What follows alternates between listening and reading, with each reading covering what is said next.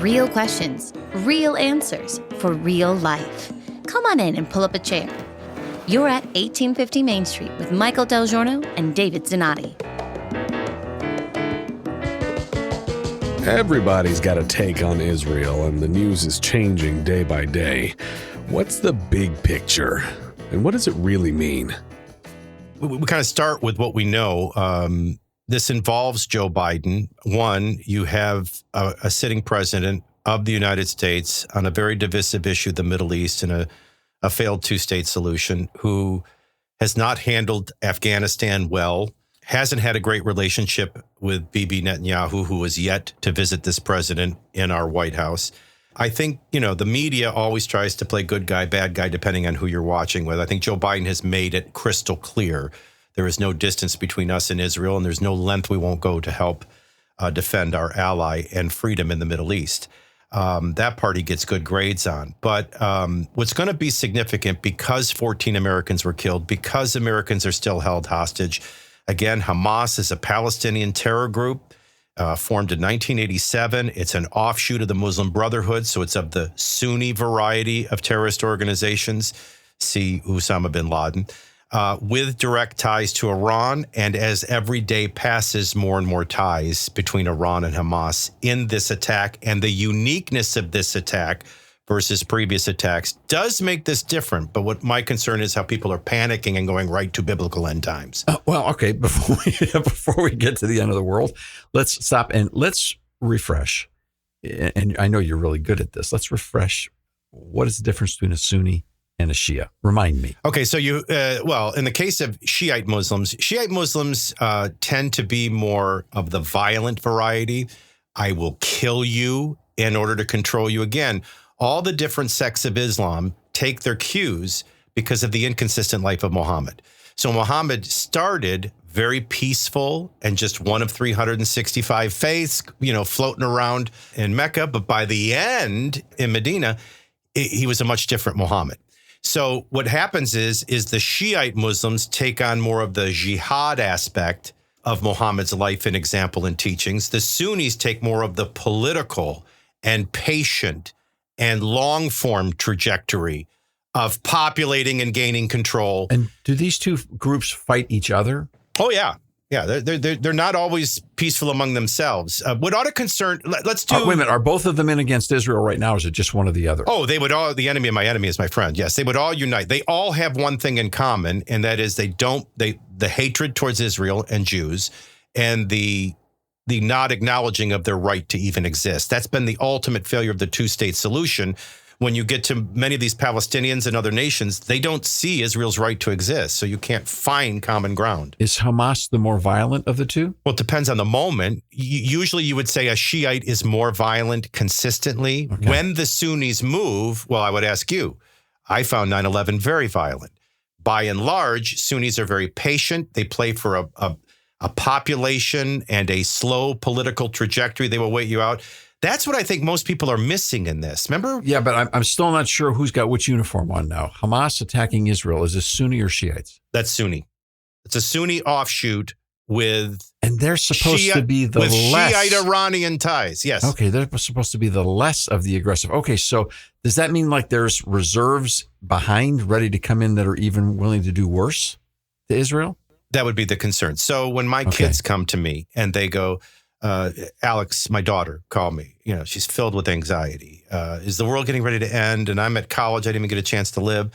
I'm like, wait, calm down. First of all, anytime something's happening in Israel, it always gets my full attention. That's the epicenter of the world, the Middle East. That's the epicenter of the Middle East, Israel. The epicenter of the epicenter of the epicenter is the Temple Mount and Jerusalem. So I get that, and you should be concerned. What tends to happen throughout history is someone patiently waits, then they carry out an attack. Israel responds, learns from it, protects its people even greater in the future, and gives a retaliatory strike that sends a clear message and usually kicks the can decades.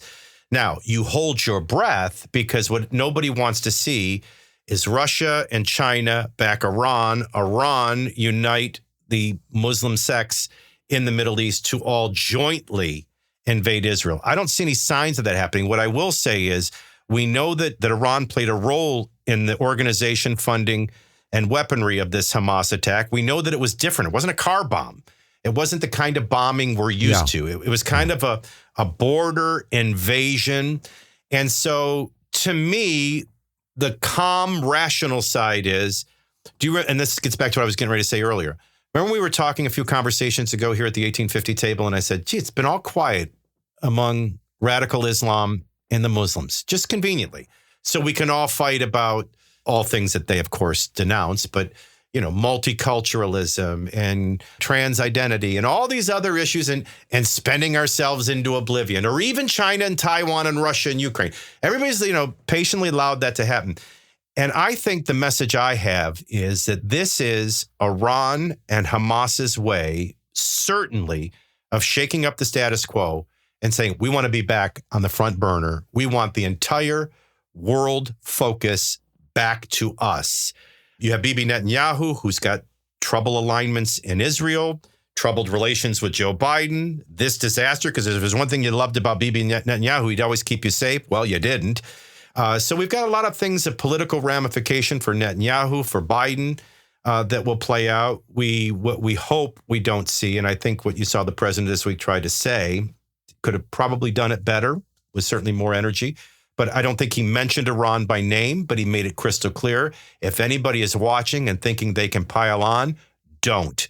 And I don't think he mentioned Iran. This is something that maybe if you're watching Fox, they'll just attack the president and you'll just go, oh, he's terrible at foreign policy.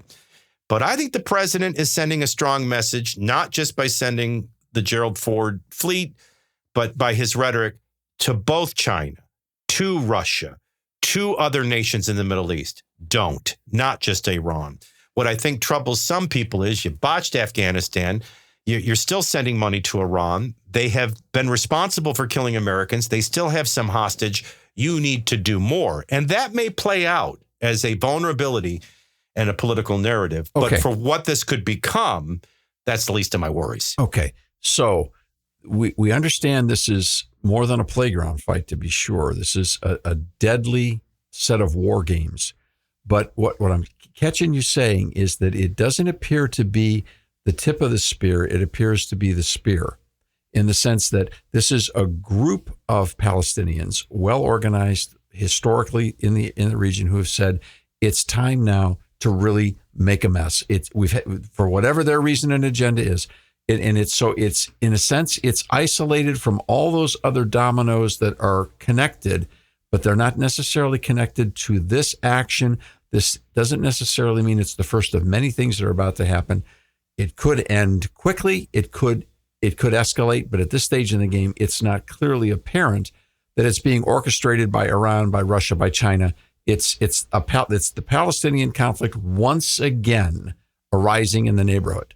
The complication is Hamas has clear ties to Iran, and even in this operation. So that's what complicates it. So what would bring Iran in? What would bring them in farther? Well, I mean, it's kind of like we went through with COVID, right? If you keep your eye on the ball and what reality is right now and understanding right now, and if you have a background of understanding, you have concern, but not panic.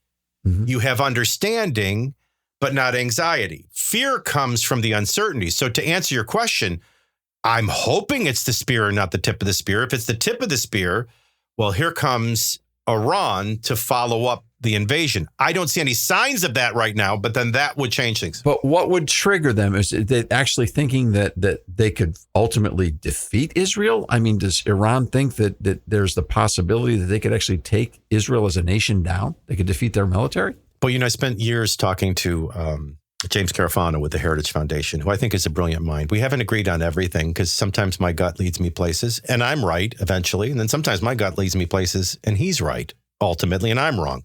But I think one of the things that Carafano has kind of influenced me with is ultimately, who China cares about? China.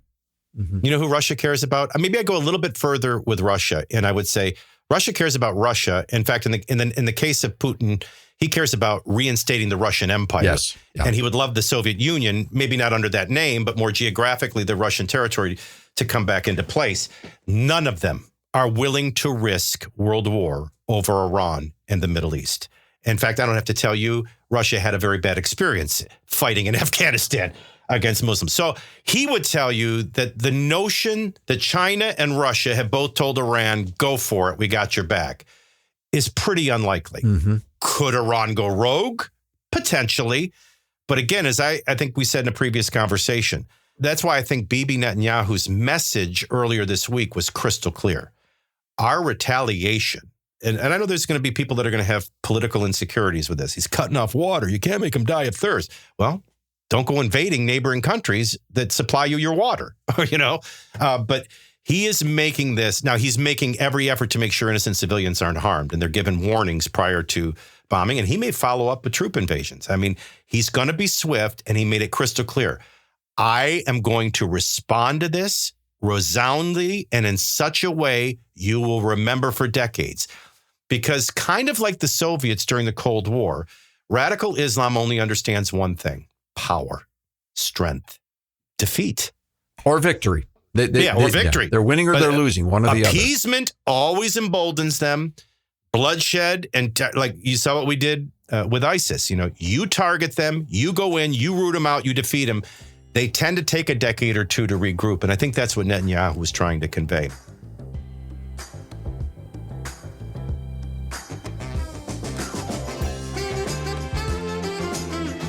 When you subscribe to 1850 Main Street, you're the first to find out what's happening next with new guests, publications, and events.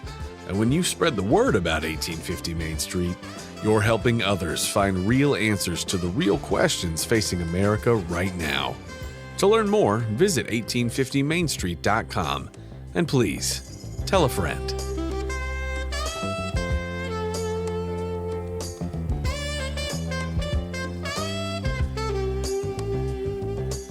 What I think is interesting is how nobody really relates this to the two-state solutions. Kind of reminds me of the coexist bumper stickers, which are laughable because there's only one symbol on that coexist bumper sticker that doesn't want to coexist.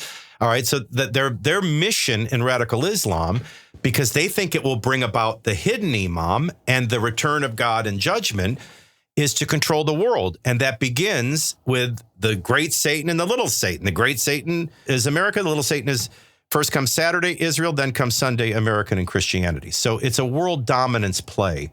And I think it's interesting that this plays into that two-state solution. It can't happen. When people like Hamas and Hezbollah and other terrorist organizations are involved, they don't see Israel's right to exist. We've got to move past a two-state solution.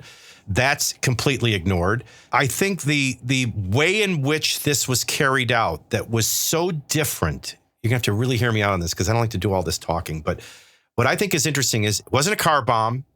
It wasn't a building bombing. It wasn't a launched missile. This was a different kind of attack. And it's a 9/11 for Israel that's different than previous attacks. And it came over a porous border and beyond their imagination. Now, hear me out. This is something I think we should, when we did the 9/11 Commission and we conveniently came back and said, 9/11 was a failure of imagination. And it was. Box cutters, commercial planes, but it shouldn't have been. It was clear intelligence months before it happened. It's not even the first time the World Trade Center was targeted. The first time was 93. So following on this, we have had since 2021 and 2023, 6,386 nationals. Now, so we have tens of thousands of special interest aliens. These are not just people coming from Central America or Mexico over a porous border because nobody's going to hold them accountable. These are special interests. They're coming from areas that mean us harm. Now, I want to go these numbers very quickly. 6,386 from Afghanistan, 3,153 from Egypt, 659 from Iran, 538 from Syria, 30,000 from Turkey, 1,613 from Palestine, the region where Hamas launched this attack from, 164 from Lebanon. Now, when you start adding that all up, and the estimates are somewhere around 1.5 million total special interest aliens, what you don't know is how many fell under snuck past. So what I always said was the key takeaway from 9/11 was how many were in our country that we lost track of, and that's on us. Then number two, the inability for our agencies to communicate together. This is something that Netanyahu is taking a good, long, hard look at in terms of providing a blanket of security for Israel in the future.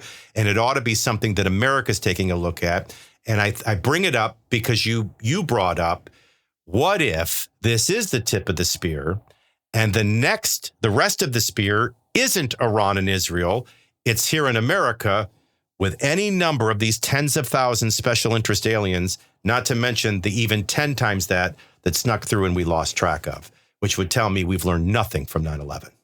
Does that make sense? Okay, so, the problem is it makes too much sense. And I can't find anybody talking about it, which scares the snot out of me. Well, and I can understand why no one wants to talk about it, because it's where do you go from there?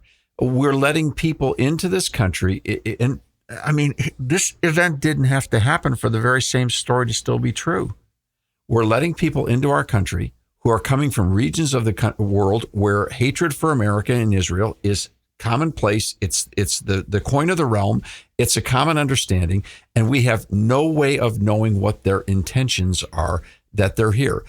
This is the sort of stuff that ought to trouble everyone, because if you don't have a border, you don't have a nation, and if your borders are porous, your enemies can come in, and if you're not tracking what's going on in any way, shape, or form, you are inviting the world to come and do war with you on your property. What have we focused on probably the most in the last 8 to 10 years?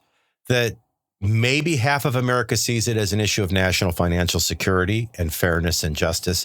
But what has been lost is it's an issue of national security. Yeah, the whole conversation about immigration and the wall and everything else has been the question of, and this is... Well, it reminds us a two-state solution is not a reachable, possible solution, and borders and border security still matters. Okay, but let me challenge that. If it's a two-state solution isn't the answer, what's that mean? Just let them go, let them fight till somebody gives up? Well, not to sound like a scholarship pageant, I don't think there's ever going to be. I look at things biblically, I look at things historically, and I look at things geopolitically. So the minute we get exhausted in geopolitical, and we haven't even touched on history, but that continues. Look, I'm not asking you to be Miss Congeniality. I just want to know, do we just let these... There's never going to be peace until it goes so far that the world unites. And I don't see that happening in this crisis yet. Or there's never going to be peace until somebody decides to give up. And what causes people to give up in an historic, ancient, age-old conflict that's been around? They're not. Right? They're not. Somebody's got to cry uncle, right? I mean, Egypt backed off for 1948 when Israel became a state. The enemies of Egypt, and then in the 1960s war, was it 64? I mean, somebody won, somebody lost, and somebody went away. Now they didn't go away forever, but they went away for a long time. Yeah, I simplify it this way in my mind, David. I like to hold my breath and not see. I can see conflicts individually. I can see us targeting ISIS. I can see ISIS causing trouble. Before that, Al Qaeda, Hezbollah, Hamas, Muslim Brotherhood, they're all out there. I get that. I don't like to see them all uniting.